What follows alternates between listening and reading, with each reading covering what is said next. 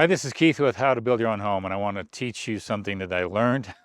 I like to just showcase things I go through, mistakes I make, or things that I just could not see coming and hitting me upside the head.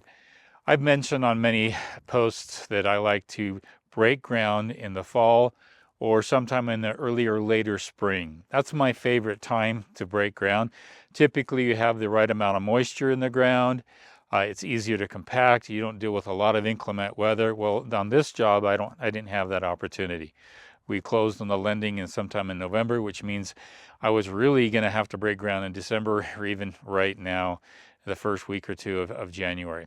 So when we broke ground, we ran into nothing but dry, dry, dry dirt.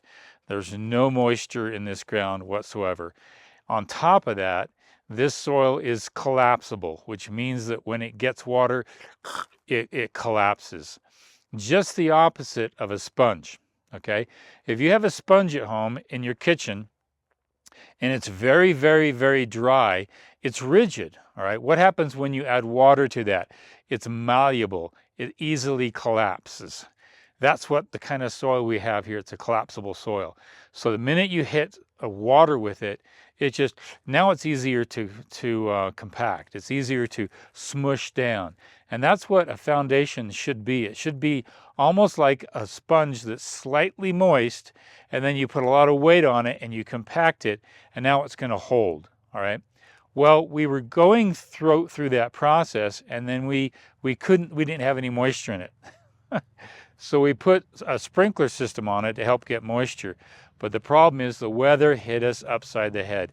It got real cold real quick. And on top of that, we had 5 inches of snow on top of all that.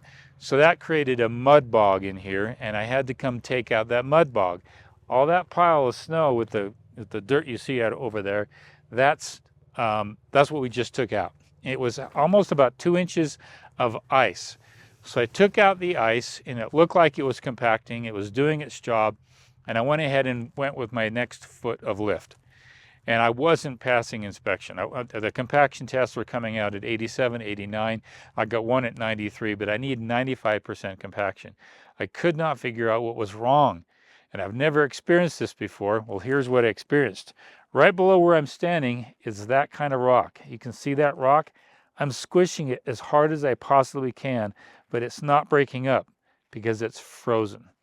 This rock is rock hard frozen, all right?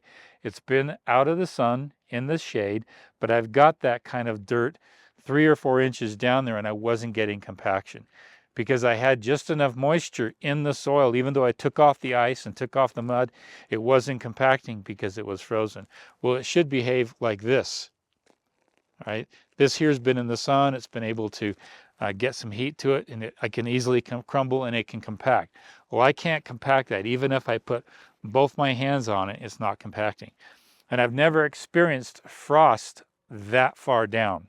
I've experienced it 3 or 4 feet or 3 or 4 inches down, but this was a good 5 or maybe 6 or even 7 inches down because we were compacting frozen, really cold, wet soil. But we had cloud cover, I didn't have enough sun, and it froze it solid. So what we've got to do is we've actually have to dig this out, mix it together, get it all loose and goosey again, kind of like a sponge that is not frozen in the freezer. Take the sponge out, let it thaw, get some of that excess moisture out, and then mix it so that it's even throughout. One of the problems I have, and I'm going to show you up here, is that I had soil that was super, super dry and soil that's super, super wet. Let's go up there and I'll show you the problem I had. Okay, here's the problem I was running into. This here soil is the Overx from a couple weeks ago before the winter set in, and it's purely dry, just dry as it gets. There's no moisture in there at all. And then here's the snowstorm that came. So we've got this wet part on top of this really, really, really dry part. That needs to be mixed on top of that. But on top of that, this here's part of that we pulled out. That's solid frozen. Solid frozen. So the lesson here is try not to break ground in the winter if you can avoid it. So what we're going to do to avoid this issue and try to get moving with this job is we'll scrape that up, pile it up, mix it in, and we'll do it on a warm day. Today it's starting to get warmer and warmer, which is really, really good. It's melting a lot of the snow outside right here. And then we're going to get for 3 lifts in one single day. And what does that mean? So let's say you have a pad and you're building your home.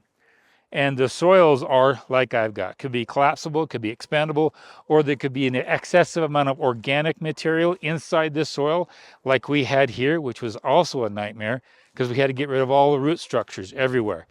That calls for an over-X, maybe 2, 3, 4, 5 feet on a home. We had 5 feet on this one.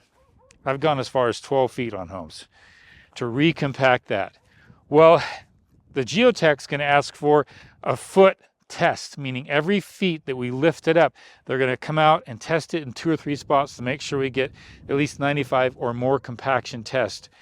And if we do a lift there and another lift here and another lift there inside the pad, he'll pass off all 3 in the single day, and that could save you, $180 for a new. It could be more. It could be $200, $300, $400 based upon your market costs for a geotech to come out and test the compaction. So we're going to compensate on some of the hit we've had with this, hopefully, and then have the geotech test all 3 in a single day. And he's approved that. We're going to come out and dig it out and do it all in one day. So what turns into a nightmare, we're going to try to compensate for it by being a little more efficient and better with the use of our time, how we're doing it all in a single day, and not having weather come in and freeze your top layer to make it so difficult to get compaction on top of that. These are things that I'm sure a lot of people face in the Dakotas, North England area, even in higher altitudes. But I've built in the low desert where I never get any freezing temperatures. And as a result, I get hit upside the head with this. And I haven't had a problem like this in like 15, almost 16 years. But it's waking me up to all the things I experienced when I was building in a higher altitude. Lessons learned, this is what I go through, things that I'm not afraid to share with you, but it helps you understand when the best time is to break ground. Try to avoid the freezing temperatures because it makes it a little more difficult to get that compaction. This is Keith Kelch with How to Build Your Own Home.